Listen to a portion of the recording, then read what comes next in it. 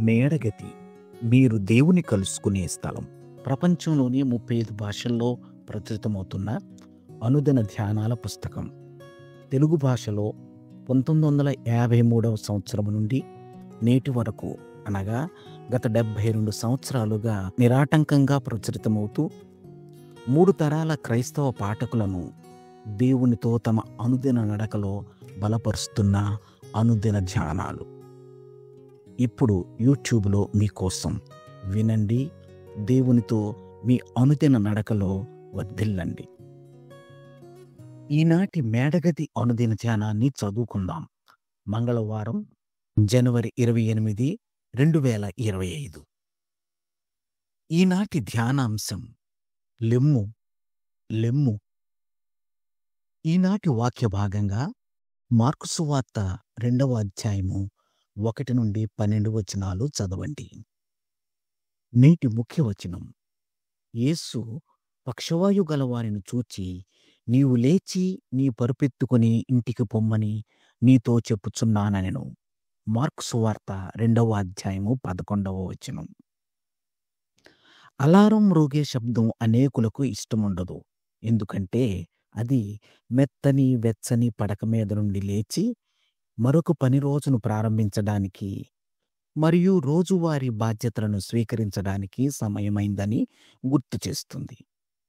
ఏది ఏమైనా, మనకు ఇష్టమున్నా లేకపోయినా మనం లేచి మరొక రోజును ప్రారంభిస్తాం. యేసు ప్రభు నోటి నుండి వచ్చిన ఒక ఆజ్ఞ ముందడుగు వేయడానికి ఎలా ప్రేరేపణ కలిగిస్తుందో 4 సువార్తలు మనకు అనేక ఉదాహరణలను చూపిస్తాయి.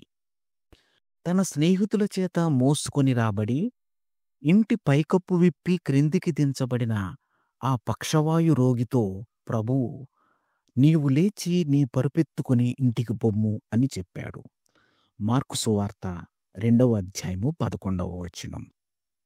సమాజ మందిరపు అధికారి అయిన యాయీరు యొక్క చనిపోయిన చిన్న కుమార్తెతో ప్రభువు, చిన్నదానా లెమ్ము అని చెప్పాడు. లూకా సువార్త 8వ అధ్యాయము 54వ వచనం. లెమ్ము అనేది మనల్ని ప్రేరేపించడానికి మన రక్షకుని నుండి వచ్చే ఎంతటి శక్తినిచ్చే ఆజ్ఞ.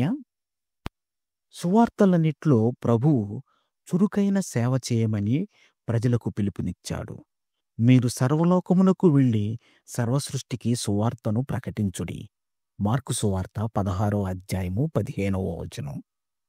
ఎవడైనా నీ అంగీ తీసుకొనగోరిన ఎడల వానికి నీ పైవస్త్రము కూడా ఇచ్చివేయుము. మత్తయి సువార్త 5వ అధ్యాయము 40వ వచనం. నిన్ను అడుగువానికిమ్ము. మత్తయి సువార్త 5వ అధ్యాయము 42వ వచనం. సకల జనులను శిష్యులనుగా చేయుడి.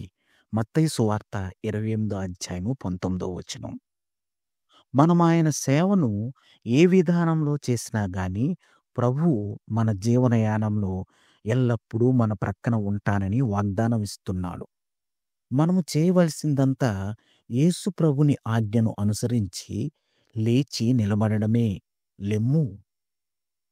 నేటి ధ్యానం: నేను ప్రభువును సంతోషంతో సేవిస్తాను. ప్రార్థన: ఓ దేవా, నీ రాజ్యవ్యాప్తికై మేము మీ యొక్క శిష్యత్వములో సాగిపోతుండగా నీ మాటలు మమ్మను ప్రేరేపించడం కొనసాగించునుగాక. యేసు నామంలో ప్రార్థిస్తున్నాము తండ్రి, ఆమేన్.